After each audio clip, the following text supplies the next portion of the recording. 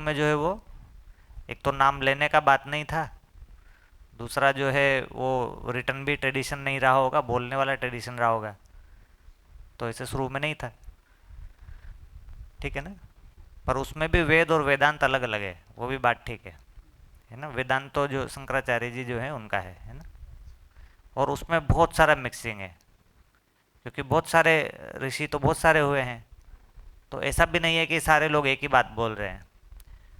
वो एक बात जो बोल रहे हैं कुल मिला के, वो ब्रह्म की बात करते हैं, आत्मा की बात करते हैं और इनके इंटरकनेक्शन की बात करते हैं। तो ये जड़ चैतन्य और व्यापक है तो तीन ही चीज़, पर इनका जो कॉम्बिनेशन बना है वो बहुत वेरिएशन बहुत है उसमें। कितना ये एक है और कितना अलग है और क्या इनका अंतर संबंध है, उसमें बहुत डिफरेंस है। ठीक है ना।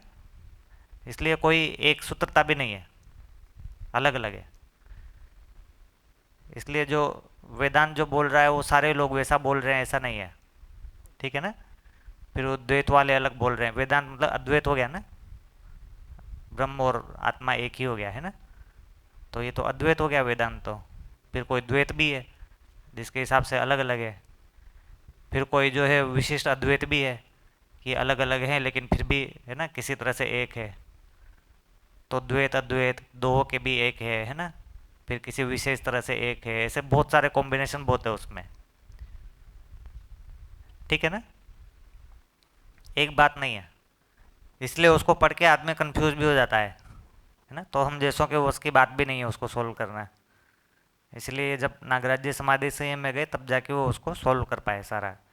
नहीं तो आम आदमी तो उसमें डूब ही जाएगा है ना। फिर आम आदमी के लिए सब एक ही हो जाता है ना। वो काला अक्षर भैंस बराबर जैसा हो जाता है कार्यक्रम है ना। ठीक है।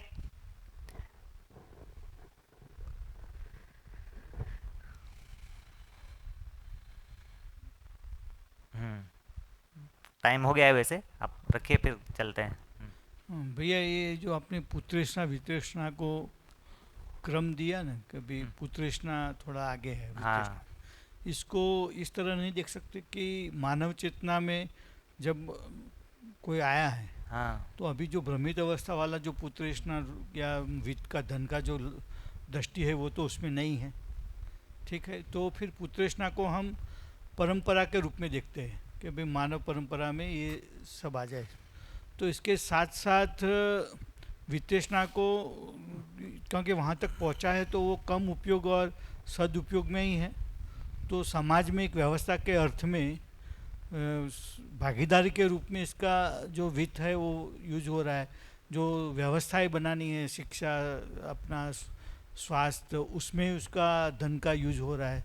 तो उस तरह देखते हैं समाज व्यवस्था में उसकी भागीदारी हो रही है। इसके दूसरे परिवारों को समृद्धि को पहुंचाने में जो हम बात किया कि विनिमय व्यवस्था लाभ मानी, उसमें उसका धन यूज हो रहा है। तो उसको आगे पीछे कैसे देखेंगे, वो एक लेवल पे नहीं देख सकते हम इसको। हम्म।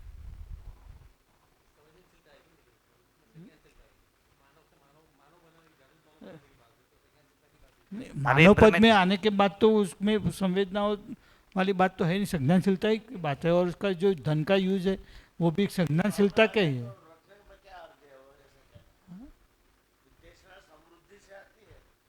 भ्रमित अवस्था में भी मानव जो है बच्चों से जुड़ता है तो उसका जीवन थोड़ा बहुत आगे बढ़ता ही है ना। धन से जुड़ता है तो उसके जीवन में कुछ न कुछ कुप्रवृत्तियाँ आती बराबर। ठीक है ना। तो भ्रमित अवस्था में भी पुत्रेष्णा आगे ही रहता है ना। भ्रमित अवस्था में भी जब बच्चों से जुड़ता है ना, छोटे छोटे बच्चों से जुड़ता है, उनके विकास के लिए सोचता है, तो आदमी थोड़ा बहुत तो अच्छा सोचता ही है ना।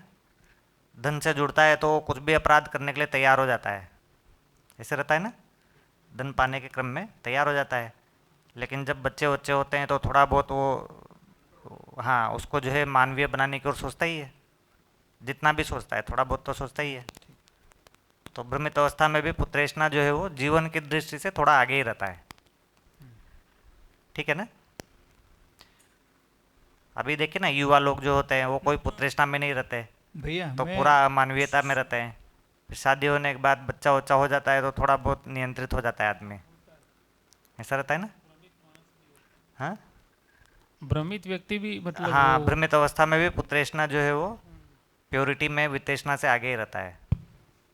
नहीं, भ्रमित अवस्था की मैं बात नहीं कर रहा भैया, वो जो है हम जो मानव है पद में धन आने को, के बाद की बात धन कर को जो है समाज के अर्थ में लगा रहे हैं, ऐसा तो कुछ होता नहीं है आदमी के साथ, है ना। वो तो लाभ दृष्टि के साथ ही लगाता है, समाज में लगाएगा तो भी कम देकर ज़्यादा लेने की दृष्टि से ही लगाता है, ऐसे रहता है ना।